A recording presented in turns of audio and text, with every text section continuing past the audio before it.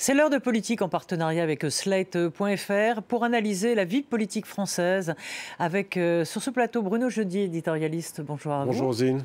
Catherine Tricot, directrice de la revue Regard. Bonsoir à vous. Bonsoir à tous. Et Véronique Reissoult, qui chaque semaine fait une chronique dans cette émission sur la politique sur les réseaux. Et justement, nous allons en parler aujourd'hui puisque vous publiez L'ultime pouvoir, la vérité sur l'impact des réseaux sociaux. C'est aux éditions du CERF.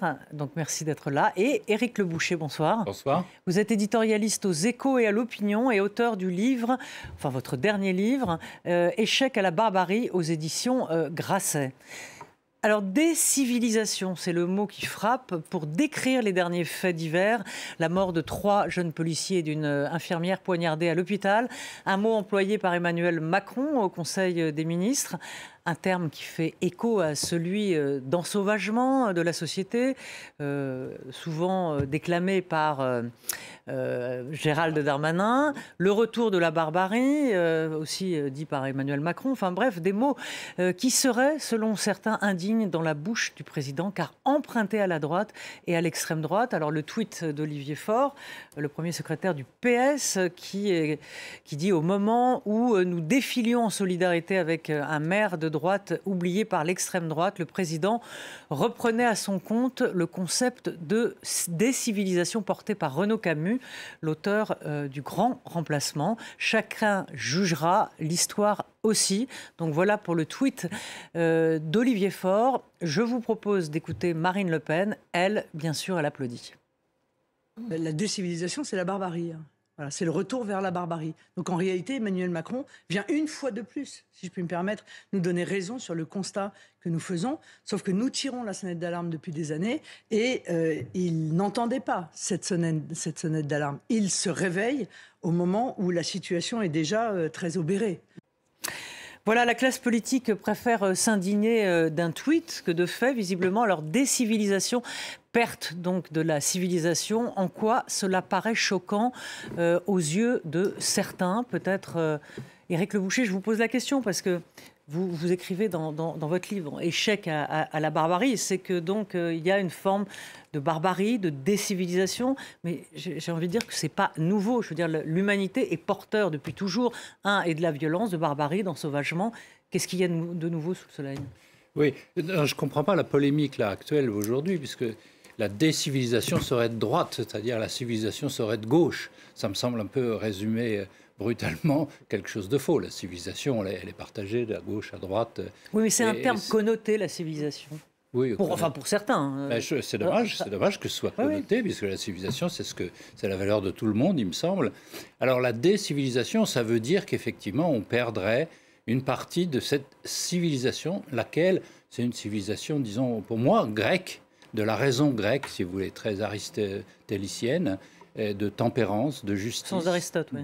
Oui, c'est ça, de justice, de courage et aussi de délibération. C'est vrai que la violence est à fleur de peau, les peurs est à fleur de peau, les émotions, et donc on risque, avec beaucoup de raisons à cela, on en parlera peut-être à cause des réseaux sociaux qui multiplient les feux et les émotions et les passions, mais le risque est réel d'une perte je dirais, de tempérance, de calme et de délibération.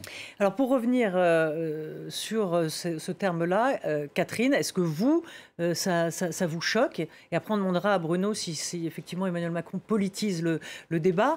Mais avant tout, est-ce que vous êtes d'accord avec ce que vient de dire Éric? En fait, le problème, il est à plein de niveaux. La première, c'est qu'on trouve moi je trouve ça un peu étrange quand on est président de la République qu'on constate. C'est-à-dire qu'il est quand même un acteur, il n'est pas là juste pour constater une situation et donc on peut se dire qu'il a peut-être quelque chose à faire s'il partage ce constat. La deuxième chose, c'est je pense qu'on peut en discuter. C'est-à-dire que dans cette analyse de la montée de la violence, moi, je pense que ce n'est pas univoque. Par exemple, les violences contre les femmes ou contre les homosexuels sont beaucoup moins supportées qu'elles n'étaient. Ouais. La troisième chose, c'est qu'il faut essayer de se dire, alors s'il y a décivilisation, à quoi c'est dû? Qu'est-ce qui provoque cela? Alors, bon, on a dit décivilisation, c'est Renaud Camus qui a porter ce concept, et c'est pour ça que ça lui est reproché, parce que c'est un concept porté par un penseur d'extrême droite. Mais on fait également référence à Norbert Elias, qui, lui, a écrit un livre sur le processus de civilisation, et dans lequel il dit il y a deux choses. Bien plus loin, ça. Oui, mais deux éléments qui font processus de civilisation, c'est la construction de l'État moderne, et donc avec ces processus de régulation, ces institutions et de démocratie, et l'interdépendance entre les groupes. Et je pense que, en effet, en ce moment, s'il y a un processus de décivilisation, c'est peut-être qu'il y a un détricotage de l'État, un affaiblissement de l'État et un des phénomènes de séparation entre les groupes sociaux qui est problématique. Et dans ce sens, ce n'est pas quelque chose de magique qui nous tomberait dessus, c'est qu'est-ce qu'on peut faire, comment on peut agir pour redonner de la cohérence et de la cohésion entre les groupes sociaux et redonner de la force à l'État et à ses institutions qui sont bien affaiblies, y compris par la pratique du pouvoir d'Emmanuel Macron. Pour revenir sur l'expression qu'a employée Emmanuel Macron, est-ce qu'il le fait à dessein quand il dit ça? Mais ce n'est pas nouveau chez lui, quand il parle de l'ensauvagement, du retour de la barbarie. Est-ce qu'il politise là le débat? L'ensauvagement, c'était son ministre de l'Intérieur qui l'avait fait à ma connaissance. Je ne crois pas que lui-même ait employé le mot. Il l'avait dit à un moment lors d'une conférence des ambassadeurs. Oui. D'accord, ok, dont acte. Mais il a surtout fait le lien entre l'immigration et la montée des insécurités, ce qui était pour le coup très nouveau comme analyse dans la bouche d'Emmanuel Macron. Moi, je trouve cette polémique vaine. Voilà, la bataille autour du mot, j'ai bien compris que le mot était à connotation extrême droite parce qu'on parle de Renaud Camus, mais Catherine, vous avez remis aussi le fait qu'il y avait un penseur, un philosophe de gauche, je crois, qui avait aussi développé ce concept. Ce qui compte, au-delà des mots dont Emmanuel Macron est friand, c'est l'efficacité, c'est comment on résout, non pas, on se contente pas de mots, mais qu'on aille à la racine des mots MAUX, et de ce point de vue, c'est vrai qu'aujourd'hui, nous vivons dans un moment où les gens ont du mal à vivre comme des gens un peu, j'allais dire, civilisés entre nous. On a perdu un peu, on voit bien les notions il y a un certain nombre de règles de vie communes qui petit à petit disparaissent. Le respect des règles. Vous voyez ce qui s'est passé, par exemple, si on prend l'exemple de ce qui s'est passé à Tourcoing. La personne qui est blessée dans la voiture, qui a percuté la voiture des policiers, elle insulte les pompiers qui viennent le secourir. Donc là, on a basculé dans quelque chose qui devient totalement irrationnel. Irrationnel, c'est ce que dit Éric Le Boucher, c'est-à-dire qu'il n'y a plus de raison. Il faut essayer de revenir à une forme de raison. Enfin là, il y a une partie des gens qui habitent ce pays qui fonctionnent plus en personnes civilisées. C'est-à-dire que là, les personnes viennent le secourir, consulter 3 chiffres simplement pour comprendre dans la situation où on est, avec des événements qui sont passés cette semaine. 32%. Les agressions contre les élus ont augmenté de 32%. Les agressions contre les personnels soignants de 23%. C'est un chiffre du Conseil de l'ordre. Et les agressions, menaces contre les policiers ont à peu près doublé. Policiers et gendarmes ont à peu près doublé en une décennie. Donc on voit bien qu'il y a quelque chose qui ne fonctionne plus. Est-ce que c'est la case éducation? Il y a différents éléments qui dysfonctionnent dans notre société, différentes institutions majeures qui dysfonctionnent et conduisent à cette perte de valeurs, perte de règles de vie en commun. Ouais. Alors, cette violence, elle s'exprime aussi, nous voilà au fait du sujet aussi, sur les réseaux sociaux, donc avec l'ultime pouvoir, la vérité sur l'impact des réseaux sociaux, donc aux éditions du CERF. D'ailleurs, pourquoi vous l'appelez l'ultime pouvoir ? Comme si c'était le dernier pouvoir. Disons que c'est le 5e pouvoir. La réalité, c'est que c'est plutôt la presse un 5e... étant le 4e pouvoir, voilà. On disait que voilà. Donc la logique aurait été de l'appeler 5e pouvoir. On va dire que l'ultime, parce que c'est le dernier arrivé. En tout cas, c'est celui qui a le dernier mot dans l'esprit de beaucoup. Pas forcément de la bonne façon, mais voilà. C'est une réalité c'est un pouvoir à part entière aujourd'hui. L'expression de l'opinion sur les réseaux, c'est un pouvoir à part entière. Et la violence s'exprime aussi. Tout à l'heure, je ne sais plus vous parliez d'émotion. La notion d'émotion, elle vient s'exprimer aussi. Évidemment, parce que c'est même un des leviers de la viralité, l'émotion. C'est comme ça que vous arrivez à faire bouger les choses. Après, il est de bonne loi de toujours dire que c'est de la faute des réseaux sociaux. Et si la société est si violente, la barbarie, c'est les réseaux sociaux. Les problèmes de racisme, ce sont les réseaux sociaux. Enfin, bref, globalement, les réseaux sociaux portent tous les mots, qu'ils les amplifient très certainement et qu'ils simplifient l'accès à l'expression pour beaucoup, très certainement. Mais en vous écoutant, je me disais que oui, parce que je notais que vous disiez qu'il y a une perte de tempérance. Mais la perte de tempérance, elle vient aussi de quelque chose qui a été amplifié par les réseaux sociaux, mais les chaînes d'infos en continu en sont aussi la source. Ouais. C'est il faut réagir vite, il faut être dans le temps court, il faut vite se positionner. Donc on ne prend pas le temps du recul. Et je regardais le nombre de messages qu'il y avait sur le sujet de la décivilisation cet après-midi, et je voyais que globalement, d'abord c'est monté énormément, c'est redescendu, ça laissera sans doute une trace qui sera reprise, mais c'était bien une réaction un peu épidermique et une réalité de personnes ne prenant le temps et le recul ou ayant forcément la culture nécessaire pour pouvoir prendre ce recul. Donc il y a ça aussi dans la violence, c'est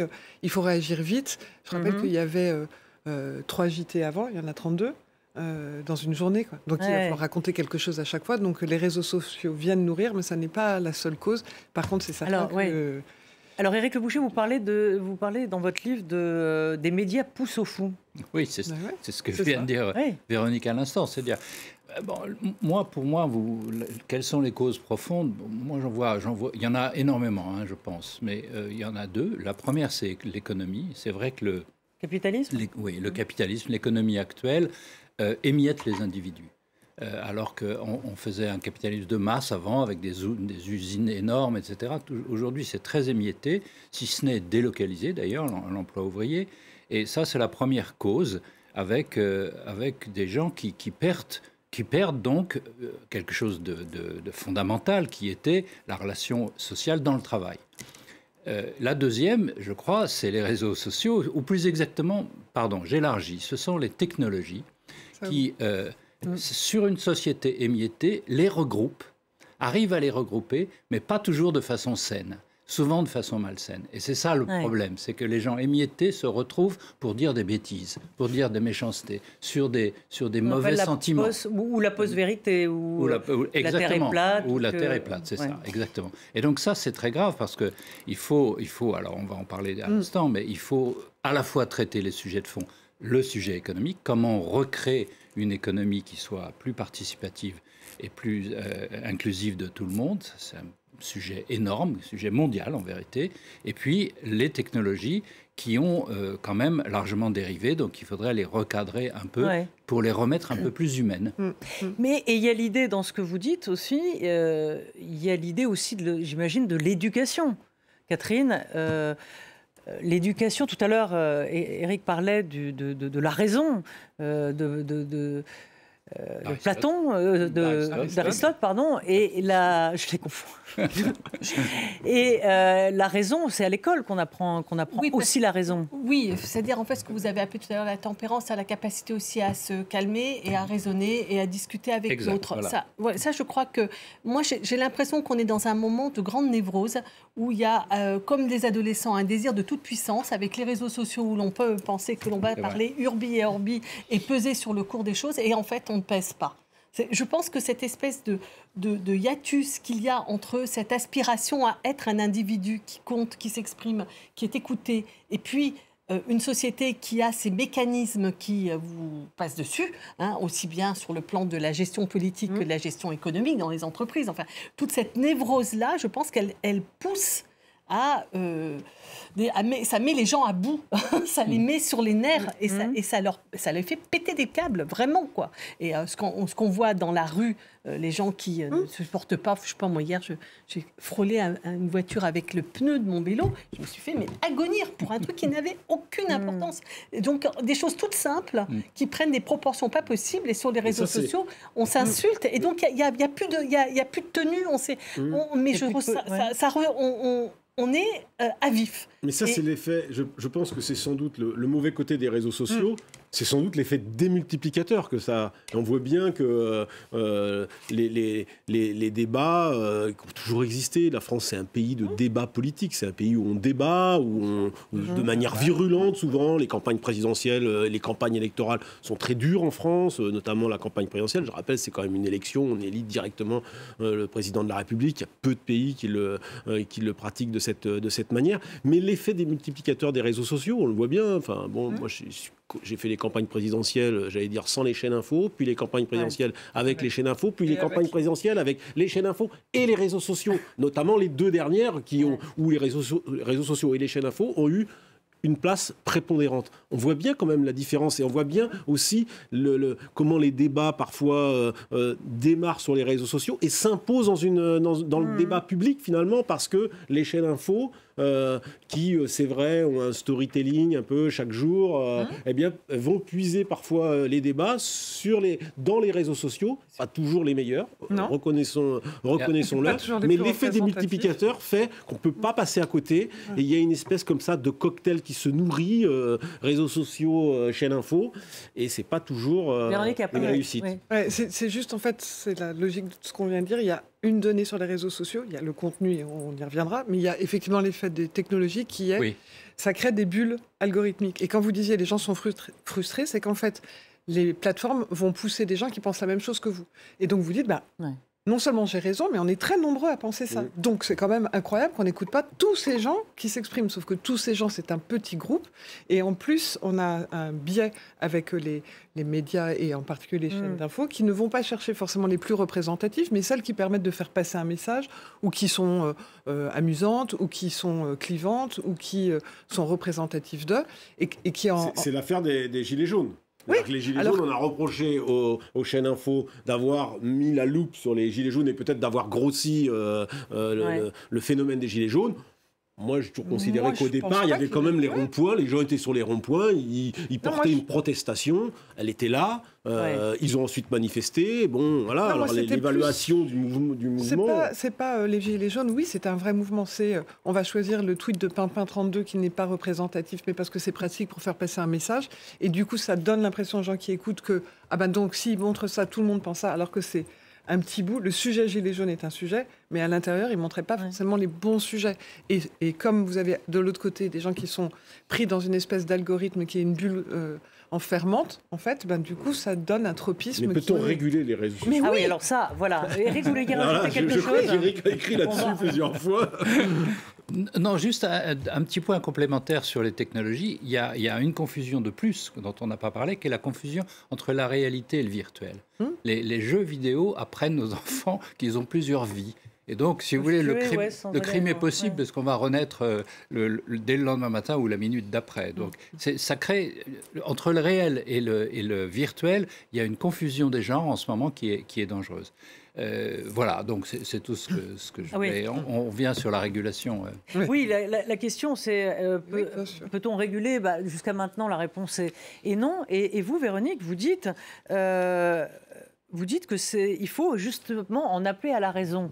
Mais ça suffira pas. On vient de dire les gens sont dingues et on fait appel à eux, c'est ça ? C'est illusoire, non ? Non, moi je pense pas. Ce qui est illusoire, c'est de penser que les plateformes vont réguler. Ce qui est illusoire, c'est de demander. C'est vexant. On n'arrive pas à la réguler.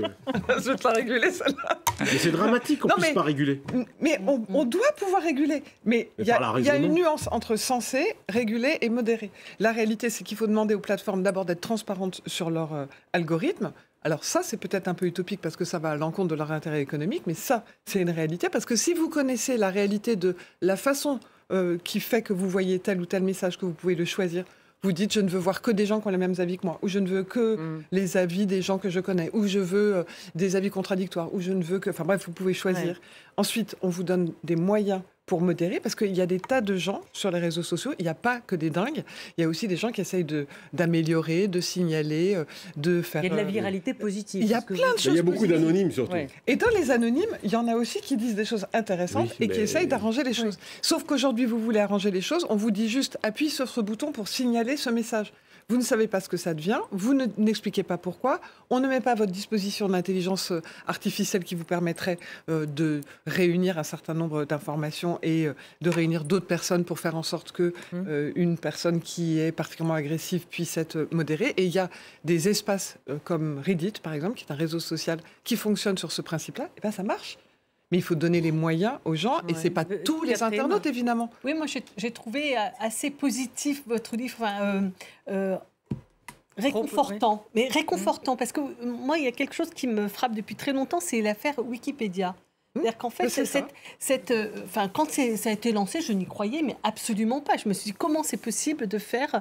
une encyclopédie remplie par des internautes anonymes et que ce ne soit pas n'importe quoi. Et gratuite. Et que ce ne soit pas n'importe quoi. Et en fait, vous avez raison. Finalement, la régulation, quand ce sont des optiques qui sont suffisamment larges, qui ne sont pas accaparées par un tout petit groupe, finalement, c'est pas mal. Et aujourd'hui, tout le monde va consulter Wikipédia du matin au soir. Ça fonctionne comme ça aussi. Voilà. Absolument. Et vous avez donné plusieurs exemples dans votre livre de cette sorte. Je pense à ce tableau, le pixel. C'est génial cette histoire aussi. Cette histoire, elle montre bien comment l'esprit collectif peut fonctionner. On dit, on va créer une œuvre d'art avec des pixels de personnes qui viennent du monde entier. Les premières, devinez quoi ? Des sexes, des croix gammées et des horreurs. Si on est dans un monde où on censure, on dit « Ah ben non, c'est pas possible, il faut les retirer ». Ce qu'ont fait les internautes, on dit « Bon, de toutes les façons, des abrutis, il y en a partout, ce qu'on va faire, c'est qu'on va les noyer ». Voilà. Et donc, ils ont mis par-dessus des tas d'autres pixels. Ouais. Et aujourd'hui, c'est une œuvre d'art. Donc, au fin fond, il y a la bêtise humaine. L'intelligence se régule toute seule face à la connerie, non ? À un moment donné, c'est ça, c'est le pari de l'intelligence collective. C'est le pari, si vous voulez, qu'en nous, il y a deux loups, un méchant et un bon, et qu'à la fin, c'est le bon qui gagne. C'est ce pari-là. Ça n'empêchera pas certaines dérives. Mais vous qui êtes de nature dans vos livres, malgré les titres, enfin non, Échec à la barbarie, vous êtes positif, mais est-ce que vous partagez l'avis de... Fondamentalement, oui, c'est pour ça que je trouve, d'abord, je voulais dire du bien, vraiment, comme vous d'ailleurs, de ce livre, beaucoup de bien, parce que d'abord, c'est une experte qui parle. Donc, on a la vision des réseaux sociaux de l'intérieur, from inside, donc comme on dit en français maintenant. Et donc ça c'est nouveau parce qu'on apprend tous les systèmes de viralité, on apprend, etc. Et ensuite, pourquoi l'ultime pouvoir ? Le pouvoir, c'est l'opinion. C'est là la thèse philosophique, au-delà de l'expert, si vous permettez. La thèse philosophique, c'est que c'est l'opinion qui, pour la première fois, a la parole. Alors qu'auparavant, on ne la connaissait que par des sondages. Cette fois-ci, elle a la parole directement. Alors ça a beaucoup dérivé. Le méchant loup a gagné pour l'instant. Peut-être que le bon loup reprendra le dessus avec cette régulation, etc. Moi, je ne crois pas du tout, en effet, à la régulation étatique. Parce que, pourquoi ? Tout simplement parce qu'on demande à Facebook, je donne le nom, à Facebook de réguler, c'est-à-dire d'enlever les messages, les fausses nouvelles et les messages horribles. Or, c'est ceux-là qui sont qui se vendent le mieux pour Facebook. Donc, évidemment, ils ne les retirent pas. J'apprends que les fausses nouvelles se répandent 6 fois mieux que les bonnes nouvelles dans ce livre. Donc, effectivement, ça ne marchera pas. La régulation publique ne marchera pas. Et l'éducation, alors ça, c'est une gentillesse. Il faut élever les... Là-dessus, je n'y crois pas trop. Il faut élever les internautes, éduquer les internautes. C'est trop gentil. Je trouve que c'est renoncer un peu vite à une régulation étatique parce qu'il y a quand même des vraies difficultés. Enfin, on a vu quand même, il y a des formes de harcèlement. Mais bien sûr, c'est catastrophique. Mais c'est plus efficace d'avoir on est d'accord sur le constat.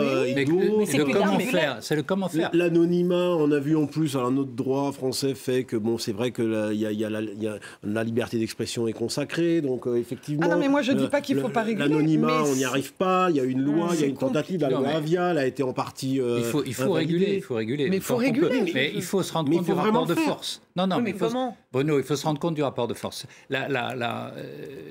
J'ai oublié son nom, mais vous devez le connaître, la personne...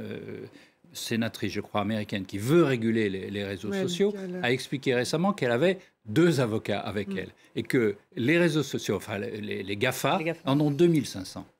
Donc, si vous voulez, ça met le rapport de force sur donc, non, mais ce sont des États. Ils sont plus puissants sur les algorithmes, c'est eux seuls qui les comprennent. On ne peut pas les comprendre. Donc, la régulation, quand on n'a pas accès à l'intérieur du moteur, c'est impossible. C'est impossible. Et en plus, pour prendre des exemples, réguler... si votre fille a un problème sur Facebook et qu'on usurpe son identité.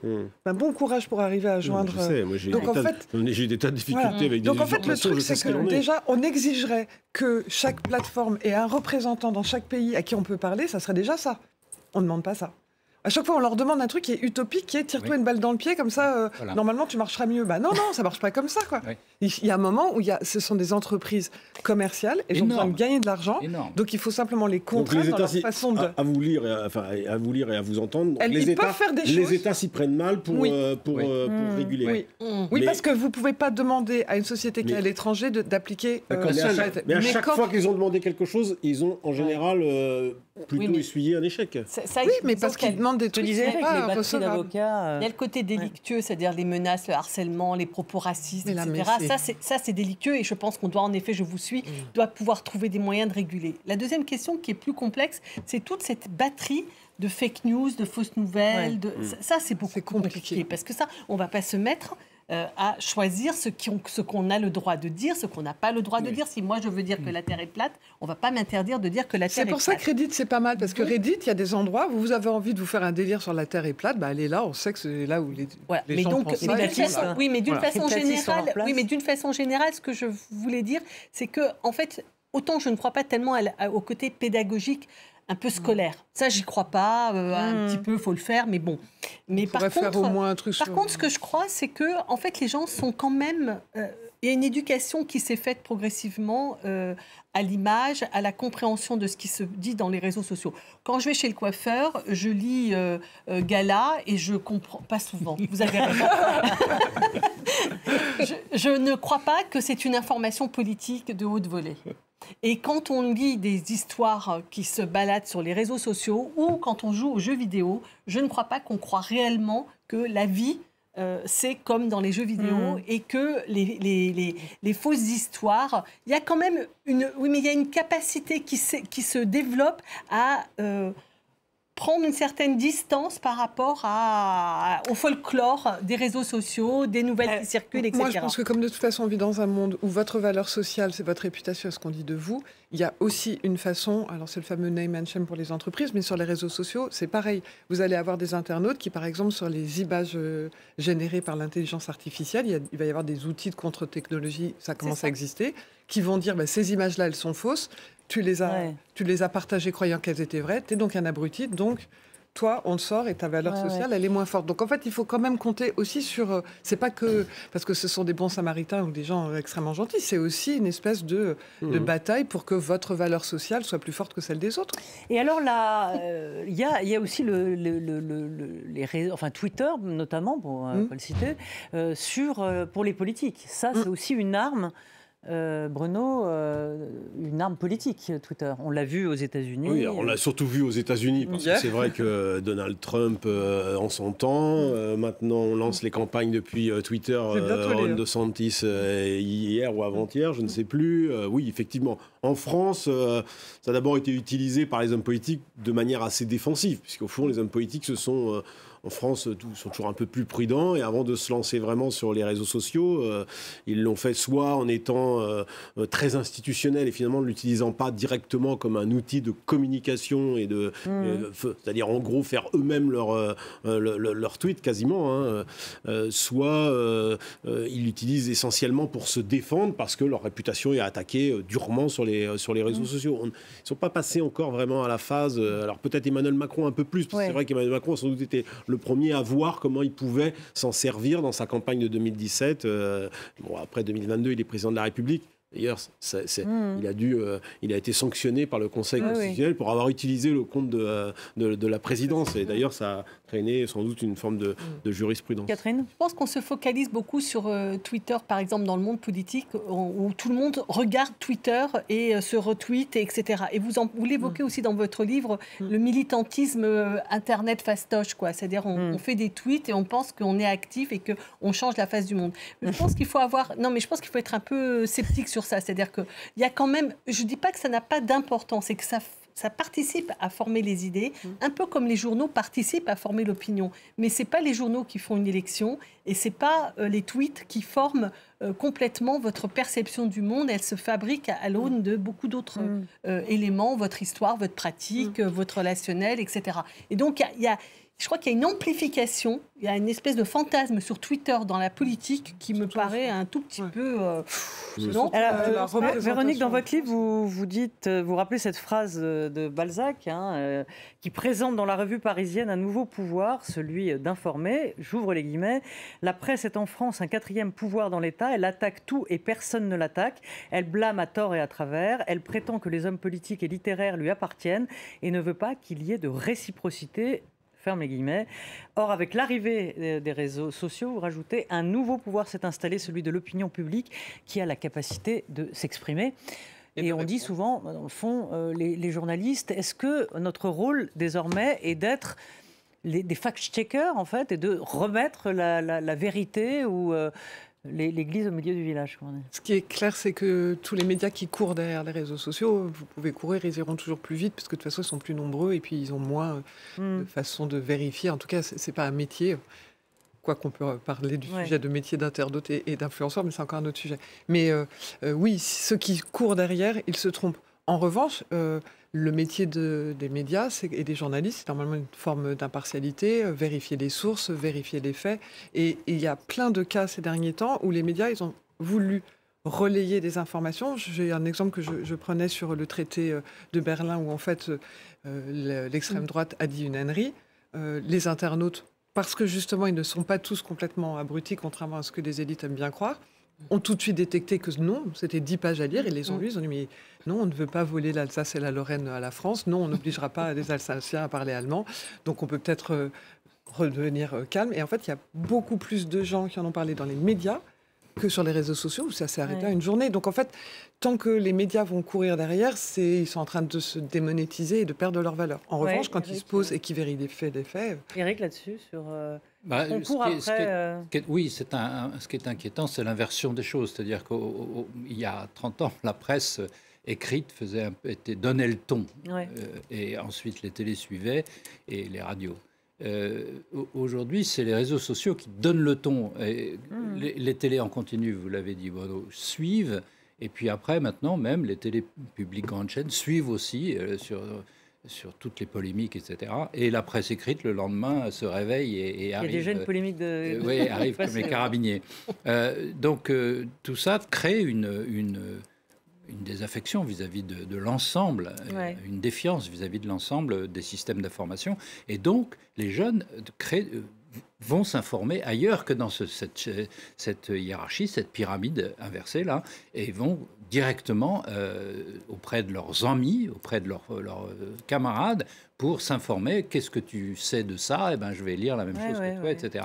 Donc, on a un métier qui est en péril de ce sens-là, surtout si on est juste suiviste, en péril parce que la technologie nous efface à toute vitesse, en péril aussi parce que arrive ChatGPT qui va remplacer beaucoup d'informations sous un air, cette fois-ci non pas fake, mais au contraire extrêmement crédible. Donc il va falloir qu'on élève considérablement le niveau de réflexion et de connaissance des journalistes pour qu'ils soient capables de déterminer si tel article de ChatGPT est juste ou faux.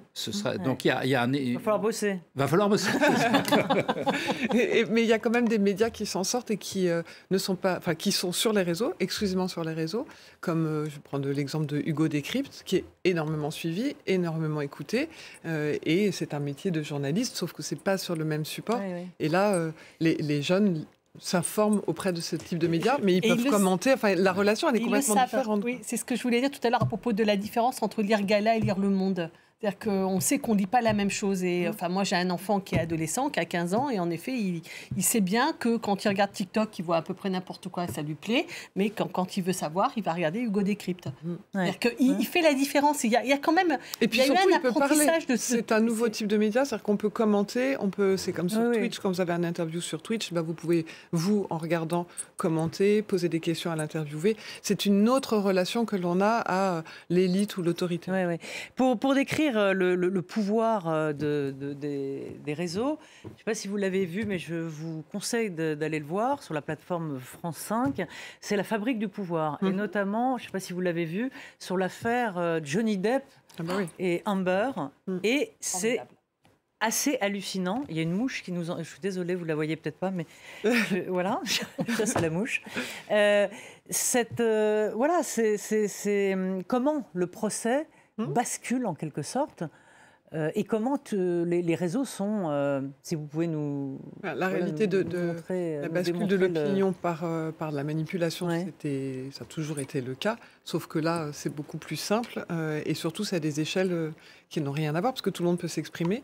Ensuite, les images, elles sont extrêmement fortes et tout doit être travaillé. Et là, dans le cas dont vous parlez, tout est travaillé pour faire en sorte qu'on passe du scandale à la polémique et de la polémique qui était contre une personne à la victimisation de cette personne. Voilà. Et les images permettent de le faire. Les fans, on s'appuie sur eux et ils montent au créneau et donc ça rend encore plus crédible et sympathique. Oui. Après, les témoignages... Les fameux masculinistes qui étaient en faveur de Johnny Depp contre cette menteuse de, je ne sais plus son nom... Amber. Ouais, c'est assez fascinant. Un dernier mot peut-être sur, vous parliez de viralité positive. Par exemple, Bruno, quelque chose comme MeToo. Est-ce que ça a changé? Oui, ça a changé. Que ça a eu un impact. Parce que tout à l'heure, Catherine disait, ça ne change pas la face du monde. Parfois, si. Alors, MeToo, ça a eu un impact, c'est incontestable. Et ça a même, dans de nombreux pays, débouché sur l'amélioration des législations. Enfin, il y a eu beaucoup de choses. Et puis surtout, une prise de conscience collective par rapport à la question féministe, question des violences faites aux femmes et de tout ce qui est des relations hommes-femmes. Donc oui, ça a été un hashtag mondial. L'origine, ce n'est pas les réseaux sociaux, c'est une enquête du New York Times. Bien sûr. Des journalistes qui sont au départ. Je vais vous en prendre un qui est positif et qui est vraiment réseaux sociaux, parce que Black Lives Matter aussi, c'est un truc. Mais vous prenez, vous vous souvenez du petit Elan, le petit garçon. Cette image qui a été partagée sur la plage. Elle a été partagée dans le monde entier et il y a une émotion incroyable en regardant cette image. Après, on peut décortiquer le pourquoi. Mais elle a provoqué des réactions politiques en chaîne et elle a eu une prise de conscience, comme toujours dans ce monde où tout va vite, souvent éphémère, mais en tout cas à ce moment-là. Donc oui, les réseaux sociaux, ils peuvent aussi avoir un effet positif. Moi, je crois que si vous voulez, les journalistes ont un devoir, c'est un peu comme... c'est de calmer la température. C'est comme pour le climat, je pense que c'est ça. C'est au contraire de l'élever. Puis ça, c'est la barbarie, c'est la décivilisation, c'est de calmer la température. Oui, parce que le tout info, c'est quoi? C'est un train à vive allure qui ne s'arrête jamais en gare. C'est un peu ça, non? Là, toujours, c'est... Bien avant les chaînes Tout Info, on reprochait déjà aux journalistes de s'intéresser qu'aux trains qui n'arrivent pas à l'heure. Donc c'est pas d'aujourd'hui non plus. C'est vrai que les chaînes info démultiplient les informations, importantes ou pas. Et surtout, vous refusez le procès Moi, je refuse le procès. Je reconnais, j'admets bien volontiers que le cocktail chaîne info, réseaux sociaux a un effet démultiplicateur, parfois sur des informations qui finalement ne sont pas si importantes que ça, et il y a des jours où... Mais objectivement, il y a des faits divers très importants qui ont valeur, j'allais dire, sociétale, et puis il y a des faits divers qui vont être montés par les chaînes info, mais c'était déjà le cas avant, et bon, on les oublie aussi vite qu'ils sont arrivés, donc finalement, est-ce que ça a beaucoup changé? On se souvient de François. Je pense que c'est plutôt la combinaison des chaînes info et des réseaux sociaux, quand les chaînes info puisent dans les réseaux et pas toujours le meilleur des réseaux. Et il faut reconnaître qu'en la matière, c'est là où on aura peut-être une différence, Véronique, c'est que je trouve qu'il y a quand même une part de mauvais sur les réseaux sociaux qui me paraît bien plus importante que la Mais ça dépend des réseaux. Positive. Si je vais sur Twitter, oui, il n'y a pas que Twitter. Oui, d'accord. Bon, vous aurez du mal à m'expliquer comment... j'ai lu des études sur TikTok où les jeunes, les jeunes qui commencent à croire n'importe quoi, la Terre est plate, vous disiez tout à l'heure, c'est quand même une étude par rapport aux connaissances des jeunes. De nouveau, je dis pas que c'est un endroit formidable, qui passent toute leur journée. Mais il y a aussi, sur TikTok, vous avez aussi des tas en économie, des tas de tutos et de films qui commencent à être partagés et qui expliquent l'économie. Et il y a des gamins qui découvrent l'économie ainsi. Donc, en fait, vous serez d'accord avec moi qu'il y a un certain nombre de pays qui se sont interrogés sur l'interdiction carrément de TikTok. Non, mais TikTok, c'est un autre sujet, c'est un sujet politique. Il y a toujours des vérités. Oui, moi, ce que je pense, c'est que c'est quand même... Enfin, moi, je tiens à mon idée que c'est relatif, tout ça, à l'expérience vécue par les gens. C'est-à-dire que, en l'occurrence, MeToo a eu cette importance considérable parce que ça a révélé quelque chose qui était là. Ce n'est pas le hashtag MeToo, ce n'est même pas l'enquête du New York Times. C'était New York Times, hein, je crois. Ouais. Ce n'est ni l'un ni l'autre qui ont fait la puissance de ce phénomène. La puissance de ce phénomène, c'est qu'il était là et qu'il s'est révélé. Et que, donc, ce n'est pas l'information... qu'elle soit dans la presse ou qu'elle soit dans les débats d'information à la télévision, etc. Oui, mais c'était là, mais il y avait, Catherine, une omerta terrible oui, là-dessus. mais non, mais c'est pour ça, ce que je veux dire, c'est que ça ne marche, ça ne prend que parce qu'il y a une réalité profonde. Ça ne, la presse, les médias ou les réseaux sociaux n'inventent pas la réalité. Ah oui, voilà, c'est ça que je veux dire. C'est que, voilà. Et d'une certaine manière, quand on dit la Terre est plate, d'abord, je voudrais bien savoir réellement, quand les jeunes, on leur pose la question est-ce que la Terre est plate, réellement, s'ils répondent un peu par provocation. Il y a des platistes, et par ailleurs, j'ai eu peur. Non,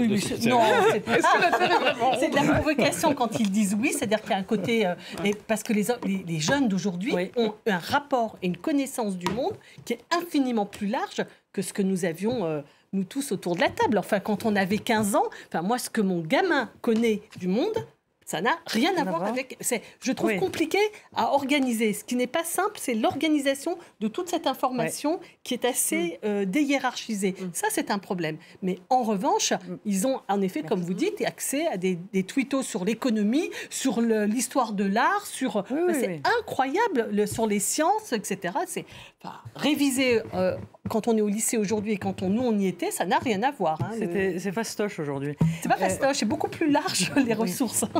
Merci. Non, mais avant, il fallait aller à la bibliothèque. Là, on clique. Et on a plein d'explications et plein de possibilités. Pas sûr que l'éducation marche si bien que ça pour non, pour autant, non. Absolument. Non, bien sûr, c'est pour ça qu'il y a un problème de hiérarchie de tout ça. C'est une autre question qui se pose. Je sens bien que vous avez envie de continuer, mais il faut rendre l'antenne. Donc, Véronique Reissout, L'ultime pouvoir, la vérité sur l'impact des réseaux sociaux aux éditions du CERF. Échec à la barbarie chez Grasset, Éric Le Boucher. Merci à tous. Merci Bruno, merci Catherine. Et merci à Julia Guggenheim d'avoir préparé cette émission et à Flore Simon. Et merci à toute l'équipe technique. Merci.